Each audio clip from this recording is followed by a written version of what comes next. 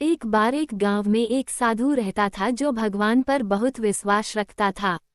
ये बार वह साधु पेड़ के नीचे बैठा था और भगवान को याद कर रहा था तो अचानक वहां बाढ़ आ गई। चारों तरफ पानी ही पानी। सब लोग अपने आप को बचने के लिए ऊपर पहाड़ की तरफ भागने लगे। उनमें से एक आदमी देखा कि इस हालत में भी साधु जी भगवान की तपस्या कर रहे हैं। वो सोचा कि ये अपने आप को बचने के लिए कहीं जा क्यों नहीं रहे हैं, तो उसे साधु से बोला, अरे आप कहीं जा क्यों नहीं रहे हो, आप भी मेरे साथ ऊपर पहाड़ की तरफ चलो, नहीं तो डूब जाओगे।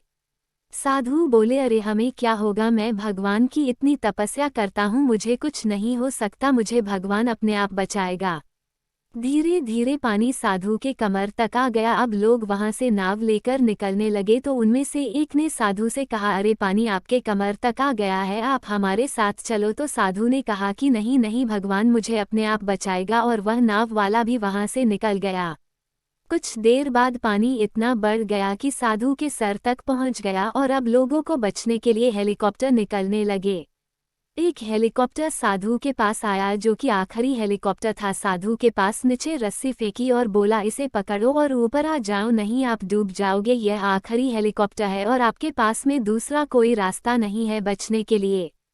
साधु ने कहा, ये रस्सी वापस ऊपर खींच लो और आप चले जाओ, मुझे भगवान के ऊपर पूरा भरोसा है, वह मुझे बचा लेगा। पानी काफी ऊपर आ गया, पेड़ डूब गया और साधु की भी डूबने से मौत हो गई।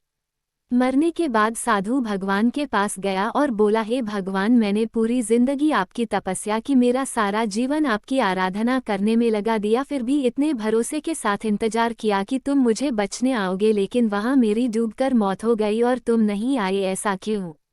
भगवान बोले, मूर्ख इंसान, एक नहीं 3 बार आया था, वो तीनों बार में ही तो था, पहला पैदल, दूसरा नाव के द्वारा और तीसरा हेलीकॉप्टर के द्वारा, लेकिन तुमने मेरा एक भी अवसर पहचान नहीं पाया, पता नहीं किसका इंतजार कर रहा था। इस तरह से जिंदगी में हमें ऊपर वाला बहुत से मौके देता रहता है, लेकिन हम सब उस मौके को ठुकराकर पता नहीं किस चीज़ का इंतजार कर रहे होते हैं कि वो होगा तभी मैं करूँगा, और इस बात पर अड़े रहने से एक वक्त के बाद वो मौका हाथ से निकल जाता है और हम कुछ नहीं कर पाते हैं।